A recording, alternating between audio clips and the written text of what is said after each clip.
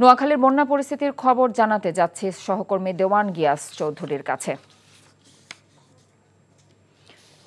গিয়াস, নোয়াখালীতে বন্যার সার্বিক পরিস্থিতি আপনি কেমন দেখছেন? পানি কি কমতে শুরু করেছে কিনা?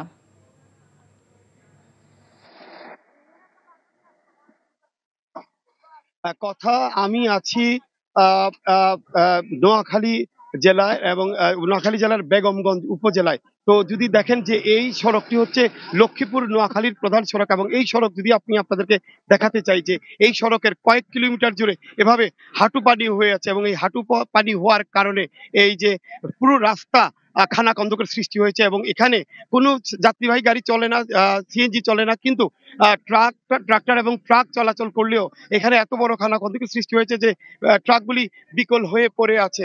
আর কথা আমি যদি আপনাকে আরেকটা বিষয় জানিয়ে রাখি যে এই যে নোয়াখালী মোট 9টি উপজেলা, এবং 9 উপজেলার যে প্রধান সড়ক আছে সেই সড়কের কিছু জায়গা থেকে পানি নেমে গেলেও এই 9 উপজেলার যে ইউনিয়ন আছে, গ্রাম আছে, সেই প্রত্যেকটা গ্রামে কোথাও হাঁটু পানি, কোথাও কোমর পানি এখনো আছে।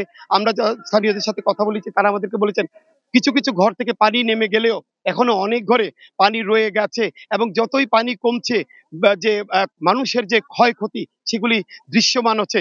এবং এই আজকে বন্যার 11 দিনে, এবং এই 11 দিনেও নোয়াখালীর মানুষ আশ্রয় কেন্দ্র থেকে বাড়িতে ফিরতে পারছে না। এদিকে বেশিরভাগ মানুষ যারা এতদিন ধরে পানিতে চলাফেরা করছেন, এবং এই পানির ময়লা এবং দুর্গন্ধ পানিতে তাদের নানা ধরনের অসুখ হচ্ছে, ডায়রিয়া হচ্ছে, চর্মরোগ হচ্ছে। এবং তারা আমাদের কাছে আরেকটি অভিযোগ করেছেন যে তাদের কাছে শুকনো খাবার আসলেও পর্যাপ্ত যে চাল ডাল তেল আছে সেই খাবার তারা পাচ্ছেন না, এবং তারা যেহেতু বাইরে বের হতে পারছে না সেই খাবার কোথাও থেকে জোগাড়ও করতে পারছে না। এবং এই বদ্ধ আশ্রয় কেন্দ্র কিংবা ঘরের মধ্যে পানিবন্দী থাকতে থাকতে মানুষ অনেকটা অসহায় হয়ে পড়েছেন, নিরুপায় হয়ে পড়েছেন, এবং তাদের আসলে বলার আর কারো কাছে জায়গা নাই।